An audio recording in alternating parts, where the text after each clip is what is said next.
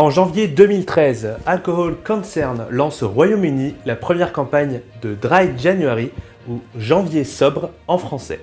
Depuis 2015, l'association s'est ralliée au service de santé publique du royaume d'Élisabeth II avant de fusionner en 2017 avec les chercheurs spécialisés dans le domaine du Royaume-Uni. Cela a donné naissance à Alcohol Change UK.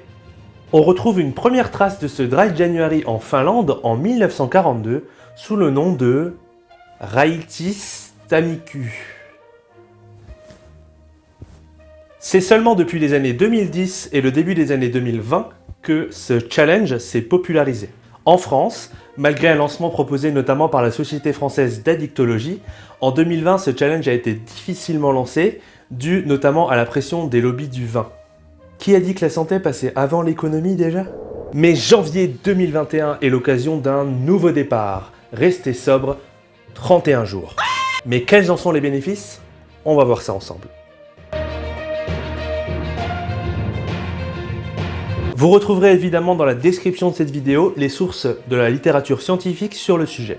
Participer au Dry January est associé à des effets à court et long terme que l'on n'observe pas chez les personnes qui ne participent pas à ce challenge. Amélioration du bien-être, meilleur sommeil, meilleure capacité de concentration. L'amélioration du bien-être, même si elle est aussi présente chez les personnes qui n'ont pas complété le challenge, est présente de façon plus importante chez les personnes ayant réussi à tenir le coup pendant 31 jours. En 2017, Alcohol Change UK a rapporté les éléments suivants. 88% des participantes et participants ont dit avoir économisé de l'argent, 71% ont rapporté avoir mieux dormi, et enfin 58% ont rapporté une perte de poids. Il est également à noter que ce mois d'abstinence a permis d'observer une amélioration de la glycémie ainsi qu'une réduction des facteurs de risque de développer un cancer. Enfin, la quantité d'alcool ingérée après ce mois d'abstinence par les personnes ayant participé au challenge s'est vue réduite de moitié pendant au moins 6 mois. Bref, que du bonus. En apportant aux personnes un soutien de type Dry January, justement par exemple ce mois d'abstinence temporaire, on peut essayer de changer la vision qu'ont les personnes de l'alcool à l'égard du produit et de sa consommation. Attention toutefois, ce type de challenge est plutôt déconseillé chez les personnes qui ont développé une dépendance à l'alcool, une addiction à ce produit-là, parce qu'on risque de voir survenir un effet rebond.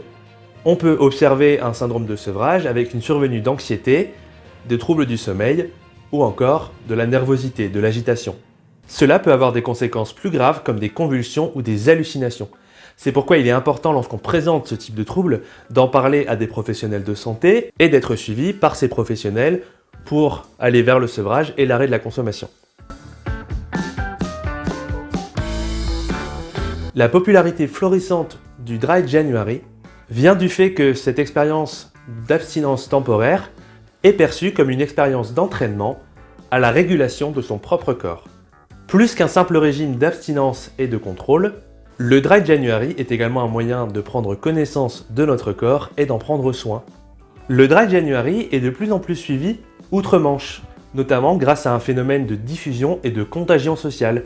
Le challenge est fait entre amis, en famille, avec son ou sa partenaire. Les personnes s'entraident dans ce mouvement d'arrêter temporairement sa consommation d'alcool. L'utilisation des réseaux sociaux peut également être un moyen de soutenir les personnes qui participent au challenge, d'informer, et ainsi de faciliter la transformation progressive de notre vision de l'alcool. Donc oui, l'alcool est une drogue et on y reviendra dans la suite de notre vidéo sur les addictions. La première partie s'affiche juste ici pour ceux qui ne l'auraient pas encore vue. Pour autant, l'idée n'est pas de prohiber, de faire la morale ou d'interdire. L'idée va être plutôt de prendre conscience des dangers de la consommation d'alcool pour notre santé, physique comme mentale d'ailleurs. Il existe bien d'autres façons de se détendre, de se relaxer, de passer des moments conviviaux ou de fêter un heureux événement. Alors, on le tente ensemble ? Je vais vous parler de mon Dry January. C'est un mois sobre, sans alcool. Je sais pas si vous connaissez, franchement, je conseille à tout le monde de le faire ici parce que depuis que j'ai arrêté l'alcool, j'ai vraiment retrouvé toutes les saveurs de la coke. Non, en vrai, ne remplacez pas une drogue par une autre. Quoi ?